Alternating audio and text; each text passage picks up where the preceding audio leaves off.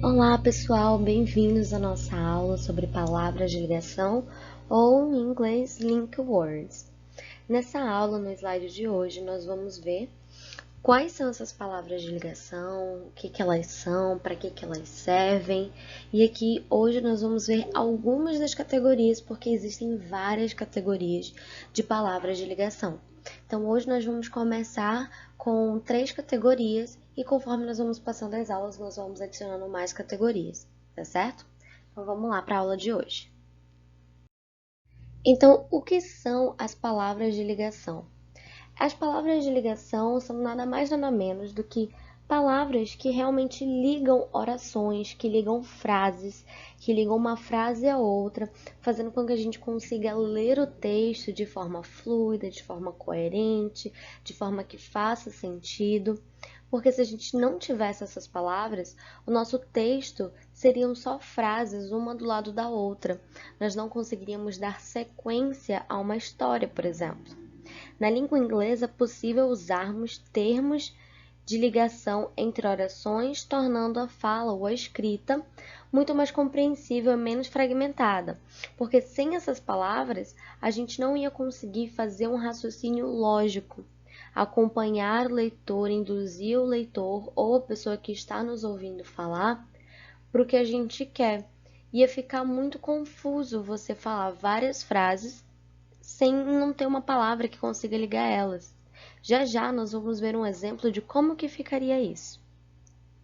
É que com o uso das palavras de ligação, ou conjunções, ou conectores em inglês, a nossa linha de raciocínio fica mais completa, fica em sincronia, evitando desentendimentos que facilmente ocorreriam se a gente não usasse esses termos. Imagina, você provavelmente já deve ter assistido o programa do Silvio Santos e ele tinha um jogo que ele fazia com a plateia, que a plateia precisava contar uma história sem falar a palavra e, a palavra ai e não podia repetir.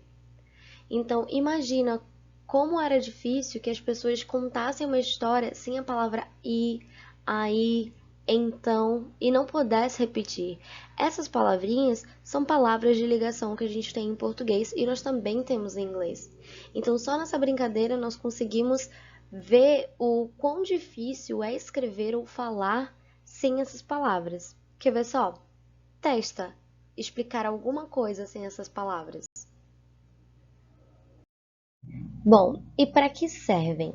Como a gente percebeu, as palavras de ligações servem para, de fato, ligar frases, ligar textos, ligar orações.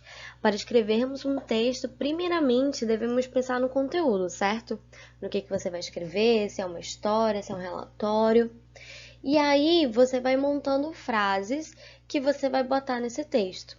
Como, por exemplo, eu estava indo para a escola, encontrei meu amigo no caminho, entramos na sala, o professor chegou.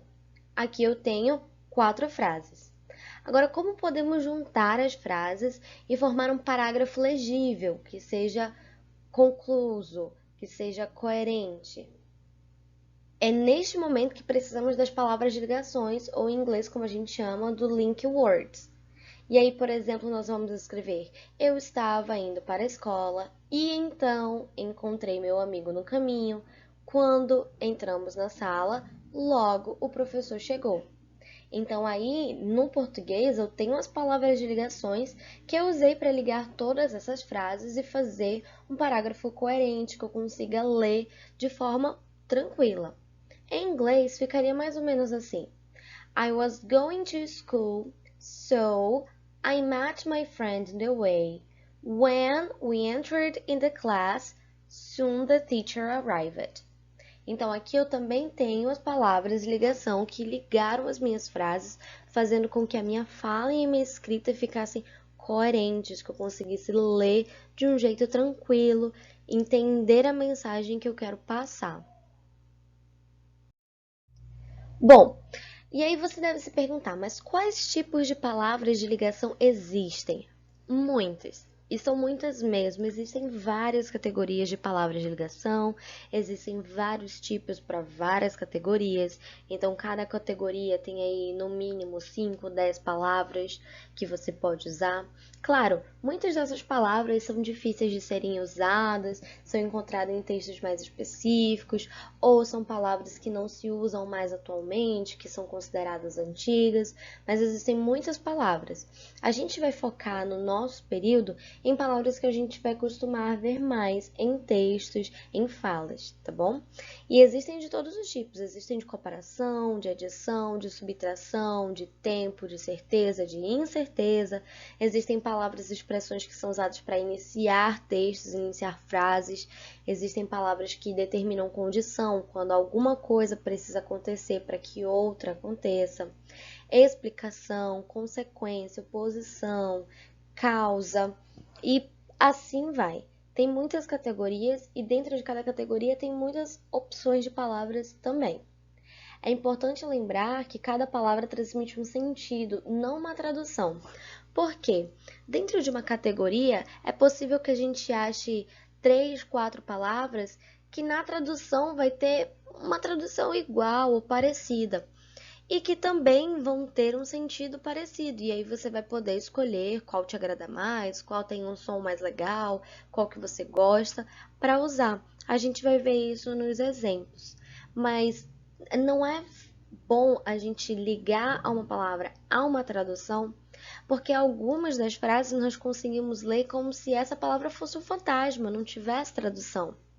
Lembrem sempre que quando a gente fala de inglês, a gente fala de sentido, não de tradução, ok? Por exemplo, aqui nós temos a palavra and, que é uma palavra de adição. I like pink and black. Eu gosto de rosa e preto. Então, por que ela é considerada uma palavra de adição?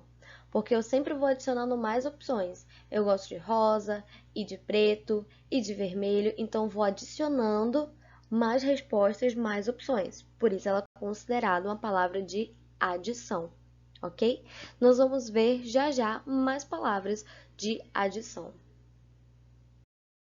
Vamos começar com a nossa primeira categoria, uma das categorias que a gente mais encontra em textos, que é a categoria de adição, que dá a ideia de realmente de somar uma coisa mais outra e outra, como o exemplo do I like pink and black and tá. Então, aqui nós temos um outro exemplo com o and.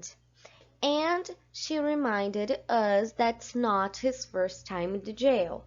Então, e ela nos lembrou que não era a sua primeira vez na prisão. Então, anteriormente ela já tinha falado disso e ela lembrou de novo. Então, ela foi adicionando mais uma informação. Por isso que ela é considerada uma palavra de adição. Se a gente fosse não colocar no português, muitas das vezes nós vamos ler esse and como o nosso e, que o escreve com e para ligar uma frase com a outra. Nossa segunda opção é both e and. Então, por que tem aí os dois? Porque eles serão usados sempre na mesma frase. Se você usar o both, provavelmente você também vai usar o and. Como? Vamos ver o exemplo. He has both the money and the time to play golf. Ele tem os dois, o dinheiro e o tempo para jogar golfe. Então, both seria ambos, os dois. E aí, se eu estou dizendo os dois, ambos, eu tenho que dizer quais são. Então, por isso que eu uso o and, porque eu tenho um e outro. Então, ele tem os dois, both. The money and the time. Então, o dinheiro e o tempo para jogar golfe. Por isso que quando eu for fazer uma adição, eu sempre que uso o both, também vou usar o and, para dizer quais são essas coisas que eu estou falando. Número 3. As well as. I'm buying milk as well as coffee. Então, seriam assim como. É de forma igualitária. Se eu estou comprando leite, da mesma forma eu estou comprando café. Eu sempre digo numa forma igualitária. não estou comprando mais leite do que café e não estou comprando mais café do que leite. Da mesma forma que eu estou comprando leite, eu também estou comprando o café. Então, eu estou comprando leite, assim como café. Os dois da mesma forma. Por que ele é considerado uma de adição? Porque eu não estou apenas comprando leite, eu adicionei mais o item, o café. Eu poderia usar o and? Sim, eu poderia. I'm buying milk and coffee. Poderia dizer com both e o and? I'm buying both milk and coffee. Yes! Então aqui nós vemos que são várias opções de a gente usar a forma de adição. Você pode usar o and, pode usar o both and, pode usar o as well as. Você pode conseguir substituir eles em todos os lugares. E aí você escolhe qual que você se agradou mais. É claro que em textos formais a gente vai preferir usar, por exemplo, o as well as do que o and. O and é bem informal para a gente usar em frases no cotidiano, mas em um relatório, por exemplo, seria muito mais apropriado eu usar o as well as do que o and, certo? Bom, aqui nós temos mais 3 opções. Vamos começar com not only, but also. Então, em uma frase, toda vez que você ver not only, mais na frente vai ter o but also. Essas duas palavras, essas duas expressões, elas sempre vão andar juntas na mesma frase. Vamos ver aqui um exemplo. Fernando de Noronha is not only one of Brazil's nicest places, but also one of its most visited. Fernando de Noronha não é só um dos melhores lugares do Brasil, como também um dos mais visitados. Então, o not only e o but also seriam mais ou menos o não apenas, mas também. Então, eles sempre vão estar na mesma frase. Não tem como você usar só o not only ou só o but also. E por que eles são considerados de adição? Porque eu já havia dito uma informação sobre Fernando de Noronha. Nesse caso, a informação que a gente deu logo no início foi que ele é um dos lugares mais legais do Brasil. E a outra informação que eu adicionei depois do but also é que ele também é um dos mais visitados. Então, por isso, ele é considerado uma expressão de adição, porque eu adiciono mais uma característica. Número 5, besides. Besides telling her she should quit her job, he told her to dump her boyfriend. Então, além de dizer que ela deveria sair do trabalho dela, ele disse para ela terminar com o namorado. Então, o besides, geralmente, ele aparece no início da frase, como a gente viu aqui. Há algumas situações que ele chega a aparecer no meio da frase, mas muito frequentemente ele aparece no início da frase e tem esse sentido de além de tal coisa. Por isso que ele é considerado de adição, porque já tinha algo lá. Nesse caso, ele já tinha dito que ela deveria sair do trabalho. E aí, além de ele dizer isso, eu adiciono mais uma coisa. Ele também disse para ela terminar com o namorado. Então, aqui o besides é uma palavra de adição. O number 6, eu tenho o also e o to. Eles basicamente vão ter o mesmo significado, que seria esse também. Porém, eles são usados de formas diferentes. Então, vamos lá. No português não faz muita diferença, porque o também a gente usa a mesma palavra também em todas as frases que a gente quiser. Mas no inglês nós temos 2 tipos de também. Temos o also e temos o to. O also, ele vai geralmente aparecer no meio da palavra. E o to vai aparecer no final da frase, no final de uma pergunta, como uma confirmação. Por exemplo, quando a gente faz uma pergunta, do you like pink? Você gosta de rosa? Aí a pessoa fala, yes, I like. E se você também gosta, me too. Eu também. Então, é uma forma de confirmação. Vamos ver aqui os exemplos. We can also talk about your work hours. Também podemos falar sobre o seu horário de trabalho. Então, aqui é uma adição porque eles já haviam falado de outras coisas e agora eles também podem falar sobre as horas de trabalho, sobre o horário de trabalho dessa pessoa. Então, aqui eu uso o also porque ele está no meio da frase. Agora, eu posso usar o to. Are you willing to work on weekends too? Você está disposto ou disposta, porque aqui nós não temos gênero, a trabalhar nos fins de semana também? Então, aqui o meu também é de confirmação. Ou seja, ele havia me confirmado a trabalhar durante a semana e agora eu quero saber se ele também aceita trabalhar nos finais de semana. Por isso que é uma palavra de adição. A diferença é que o also aparece no meio da frase e o to é um também de confirmação. Aqui nós temos a nossa segunda categoria, alternativa, que são palavras que expressam alternativas, podendo ser para escolha ou exemplificação. Aqui nós temos três opções. Primeira opção, or, que seria o nosso ou. Então vamos ver o exemplo. Or they could choose what classes they would like to attend to. Ou eles podem escolher qual disciplina cursar. Então, aqui, essa daqui foi dada uma opção para eles, provavelmente estudantes. Ou eles podem escolher qual disciplina cursar. Aqui nós temos o either or. Então, toda vez que nós tivermos o either, nós também teremos o or na mesma frase, que são quando nós damos opções de escolha, quando temos opções de escolha. Por exemplo, they can either eat chicken or fish. Eles podem comer ou frango ou peixe. Então, eles podem comer ambos, ou frango ou peixe. Number 10, neither nor, tem o mesmo sentido de either. A diferença é que o neither é uma negativa. Então, aqui a gente pode lembrar que tem o N no início de negativo.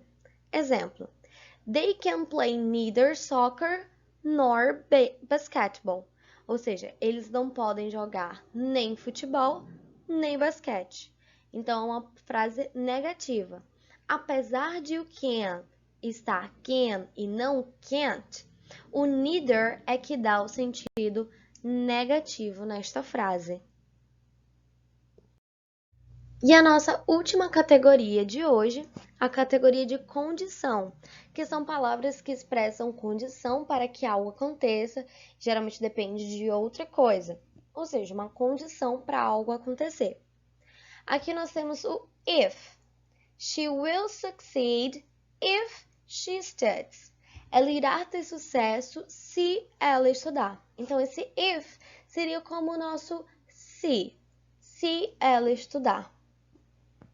Então, o sucesso dela depende de uma outra coisa, que ela estudar. Por isso que o if está na categoria de condição. Número 12, unless. Unless you change your ways, he's not gonna talk to you ever again. Então, a menos que você mude o seu jeito, ele nunca mais vai falar com você de novo. Ou então, a menos que você mude o seu jeito. Então, unless geralmente vem no início da frase, como a gente vê aqui. Às vezes vem mais para o final da frase, mas muito frequentemente vocês vão ver ele iniciando uma frase, como a gente vê nesse exemplo. Então, unless seria o nosso a menos que. E o 13, a nossa última opção da categoria de condição de hoje, as long as. Então, as long as you help me, I can give you a hand. Então, lembra no início da aula que eu falei que a gente não pode, não é legal que a gente se prenda a uma tradução exata daquela palavra? Justamente aqui nós temos um exemplo de como isso não funcionaria. As long as, ao pé da letra, seria tão logo quanto, e a gente não fala assim em português, então ficaria muito confuso. Então, a gente poderia dizer o as long as como um se também. Aqui eu coloquei tão logo, se você me ajudar, eu posso te ajudar. Mas a gente não fala dessa forma, então ficaria um sentido muito mais entendível se a gente falasse se você me ajudar, eu posso te ajudar. Estaria o sentido correto da mesma forma. Teacher, mas se eu estou dizendo se, eu não deveria usar o with? Não, porque o as long as também é uma condição. Então aqui fica a seu critério, ou a critério de quem está escrevendo, usar o if ou usar o as long as. Isso não tem problema nenhum, ok? Porque nós não temos essa diferença. Nós não temos essa diferença de if e as long as, por causa do que eu falei no início. Se ater a uma tradução, pode nos atrapalhar a entender o sentido da frase, que no final das contas é o quê? Ela precisa que eu ajude para que ela me ajude. Esse é o sentido da frase. Bom, meus amores, essa foi a nossa aula de hoje. Espero que vocês tenham gostado. Podem assistir quantas vezes necessário para entender. E caso precisem falar comigo, podem mandar um e-mail, podem botar no nosso grupo do WhatsApp, ou podem me chamar no PV também, como preferirem, que eu vou atendê-los com certeza. Muito obrigada pela aula de hoje, espero que tenham gostado.